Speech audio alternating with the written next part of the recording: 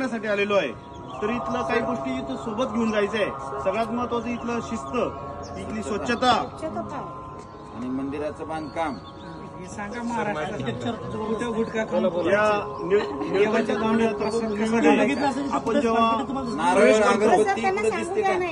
तर या मंदिराचं पावित्र्य, या मंदिरामधलं आध्यात्मिक, धार्मिक, सांस्कृतिक महत्व गुजरात राज्याच्या सहलीमध्ये आपण अनुभवलं, बघितलं। आणि आपण आता जेव्हा इथून आपल्या महाराष्ट्र राज्याला प्रस्थान करणार आहोत, आपल्या मायभूमीला, तर आपण इथून सुद्धा काही चांगल्या गोष्टी घेऊन जायच्या आहे। त्यामध्ये सगळ्यात महत्वाची म्हणजे इथली शिस्त, स्वच्छता, समर्पण, त्याग या गोष्टी। आणि या गोष्टीतून आपल्याला आपल्या जीवनामध्ये काहीतरी सकारात्मक बदल करायचा आहे। धन्यवाद। चला रंग करा।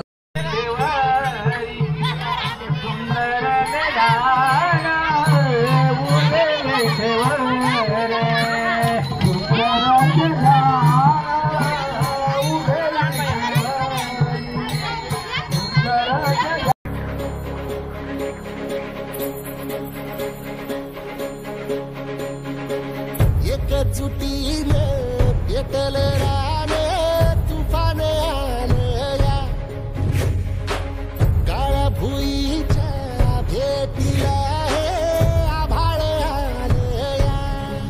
भेगाळ माय मातीच्या ह्या डोळ्यात जागली आस, घेऊन हात हातामंदी घेतला लेकरानी भारल्या वाणी शिवार झालया।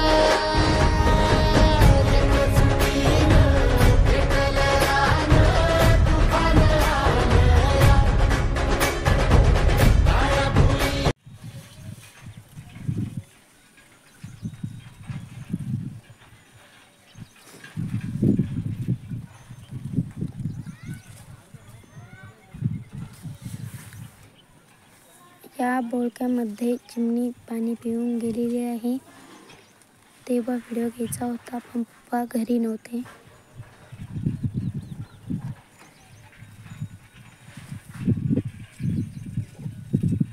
अपनों की तरफ बंदूक उठाकर मैं बढ़ नहीं सकता। मैं बोल सकता हूँ, हाँ मैं बोल सकता हूँ। मैं पहरा की तरह तुम्हारे कानों पर, फिर भी मैं बोलूंगा कि हजारों साल की सभ्यता को गौर से देखो, सुना आवाज मन की जरा सोच कर देखो, सुना आवाज मन की जरा सोच कर देखो। क्या तुम्हें सच में लगता है, क्या तुम्हें सच में लगता है कोई अपना पराया है? क्या तुम्हें सच में लगता है कोई अपना पराया है? वो बेटे देश देश में कोई बाहर से आया है, वो बेटे इस देश में कोई बाहर से आया है।